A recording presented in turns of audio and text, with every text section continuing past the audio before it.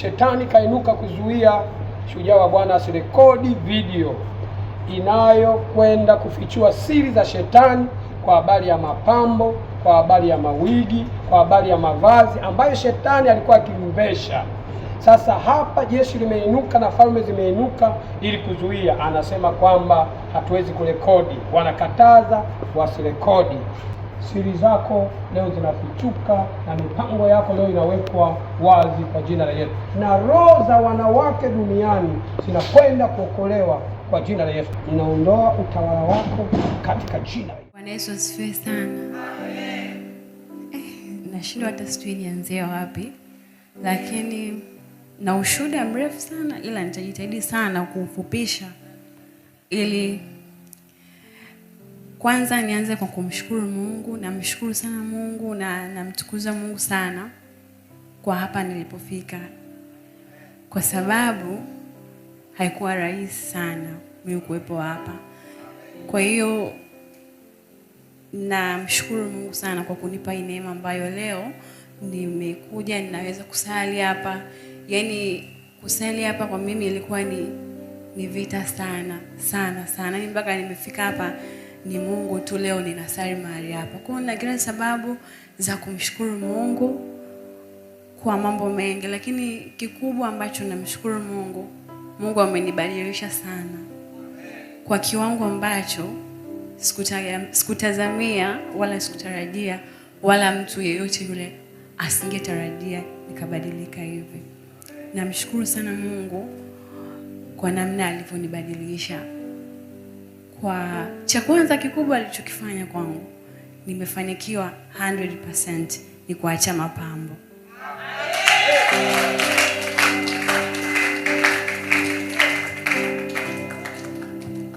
Yaani kwa mimi nilivyokuwa, hata leo hii ukikutana na mtu aliyenifahamu akaniona hivi nilivyo, atanishangaa sana, kwa sababu kati ya vitu ambavyo nilikuwa ninavipenda sana kwenye maisha yangu, cha kwanza nilikuwa napenda kujipamba. Yaani nilikuwa ninapenda urembo kuliko kitu chochote ambacho nilikuwa nakipenda kwenye maisha yangu. Kwa hiyo ilikuwa ukitaka kugusa maisha yangu direct, wewe niguse tu masuala ya urembo. Lakini namshukuru Mungu sasa hivi sijipambi. Nilikuwa napenda urembo, nilikuwa napenda kusuka. Yaani hakuna style ya nywele mimi ambayo ilikuwa inanipita. Nilikuwa ni mtu ambaye ninapenda sana kwenda na fashion. Yaani nywele za kila aina mimi nilikuwa nasuka. Sasa achana na hizo nywele, nilikuwa napenda sana mawigi. Sana mawigi. Yaani nilikuwa na mawigi ya kila aina. Yaani ukianza kuhesabu unaweza ukavaa mpaka wiki ikaisha na hujarudia. Kwa hiyo nilikuwa ninapenda mawigi, nilikuwa na mawigi ya gharama, yaani ambayo ni very expensive, nilikuwa ninavaa. Nilikuwa ninapenda kujipodoa, yaani ninapenda kujipodoa, yaani sijui mnanielewa. Nilikuwa napenda urembo. Yaani mimi nilikuwa hata nikiwa ndani tu nataka kutoka tu nje ya nyumba. Siwezi kutoka nje ya nyumba mimi sijajipodoa wala sijajiremba. Nje tu hata kama naenda dukani. Lakini leo hii sisuki nywele. Ilikuwa sio kazi rahisi, lakini namshukuru Mungu nimeshaacha kusuka. Nilikuwa napenda urembo. Yaani mimi kila kiungo changu cha mwili kilikuwa lazima kina urembo wake. Kila kiungo cha mwili unachokiona mimi kwangu kilikuwa kina urembo. Kwa kichwani utanikuta nimesuka. Huko kwenye nyusi utakuta wanja. Yaani hiyo ni lazima. Huko chini ya macho wanja, lipstick, sijui eleni. Yaani mimi hakuna aina ya urembo ambao sijawahi kufanya ambao unaweza ukawa unaujua duniani. Kucha, sijui zile kucha ndefu nilikuwa nabandika. Lakini sasa hivi namshukuru Mungu, wewe mambo yote nimeshayaacha. Mungu amenisaidia, sasa hivi sijirembi. Nilikuwa napenda sana kuvaa nguo fupi sana, yani sana. Nilikuwa nina nguo nyingi, yani ukiingia ukianza kuangalia zile nguo ni nyingi, lakini utakuta nguo ndefu ni moja. Tena na yenyewe sio ndefu mpaka chini yani ni. Lakini leo namshangaa ni mtu akikutana na mimi nimevaa hivi, anaweza akashangaa.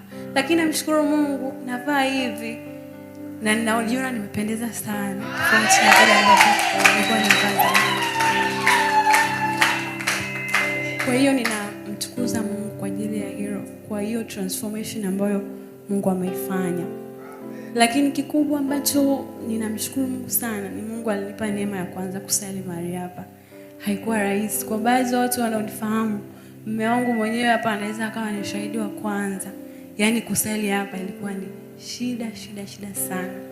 Kwa hiyo mimi nilikuwa nikiliona ile kanisa, yani nasema Mungu wangu, ni kitu gani kinatokea? Yani naona ni vitu vya ajabu kwani. Yani naona vitu vya ajabu sana. Lakini nikimwangalia mume wangu, yeye anakomaa tu, anakuja. So nilikuwa nikimkuta huwa ana ile tabia ambayo anaweza ka download video ambayo Pastor Peter anakuwa anafundisha. Ana download vizuri, afu anatoa kwenye simu, anaweka kwenye flash, anaingiza kwenye TV. Anaanza kuangalia kwenye TV. Yaani ilikuwa nikimkuta anaangalia, namshangaa. Sasa hivi vitu vya aina gani? Yaani unajua mimi ndo nilikuwa namuona kama yeye amechanganyikiwa.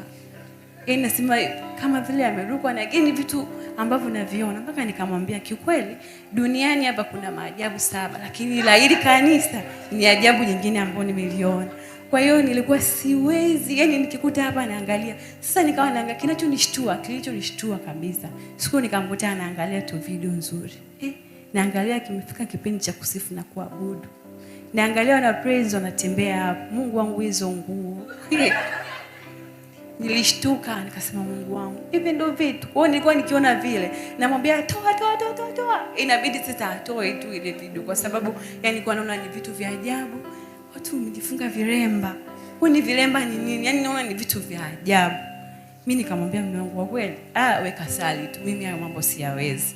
Tena nakumbuka kuna siku moja nilimwambia, yani mimi nitafanya vitu vyote, lakini kufunga kiremba kichwani bora uniue. Unimwambia ni bora uniue, lakini siwezi kufunga kitambaa kichwani. Lakini sasa hivi nafunga kitambaa. Sasa sijui ataniua au vipi, lakini sasa hivi ninafunga kitambaa kichwani. Kwa hiyo namshukuru sana Mungu amenisaidia. Nilikuwa nachukia sana yani ile kanisa, nilikuwa nalichukia yani nikiona au tu Mungu akiniambia mimi naenda kanisani. Yani natamani sijui kumfanya nini. Lakini kingine nilikuwa namchukia sana mchungaji. Yani mchungaji.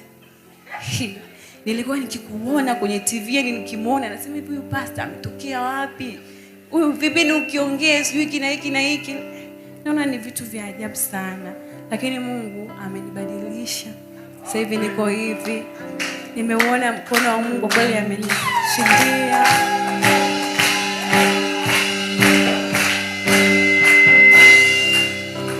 Lakini hayo yote yanaweza yakawa ni madogo. Kikubwa ambacho namshukuru Mungu sana, ambacho kinaweza nikawa ni cha thamani kuliko vyote, nilipokuja mahali hapa nilibatizwa. Nikabatizwa ubatizo wa kweli. Namshukuru Mungu sana. Yaani mimi kwa nature yangu nilivyokuwa mbishi, kulikuwa hakuna mtu alikuwa anaweza akaniambia chochote. Yaani kuhusu mapambo, kuhusu sijui utakatifu. Ulikuwa ukitaka tu kukosana na mimi, wewe niambie habari za kuacha mapambo, niambie habari za sijui kubatizwa. Hakuna mtu ambaye alikuwa anaweza kuniambia nikamuelewa.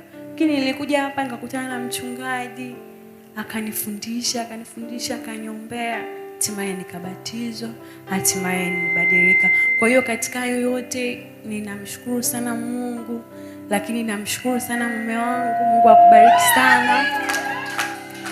Asante sana kwa nature ya mimi nilivyokuwa, ilikuwa ni rahisi sana tu kusema amina kuacha uendelee na maisha yako. Lakini nakushukuru sana, Mungu akubariki sana. Bado alizidi kuniombea, bado alizidi kunitia moyo mpaka leo nimesimama hapa, niko hivi, nimebadilika. Namshukuru Mungu sana. Kwa hiyo namshukuru Mungu, namshukuru pia mchungaji. Mungu akubariki. Nachoweza kukisema ni kitu kimoja tu. Kitu kile ambacho alikisema Mtume Paulo alipokuwa anawaambia Wafilipi, akawaambia kwamba sijizani kwamba nimefika au mimi ni mkamilifu, lakini aliwaambia neno moja tu, akasema yeye anakaza mwendo ili aweze kulifanya lile ambalo ameshikwa na Mungu. Kwa akasema kwamba na sahau ya nyuma nikiachuchumilia ya mbele. Amen. Amen.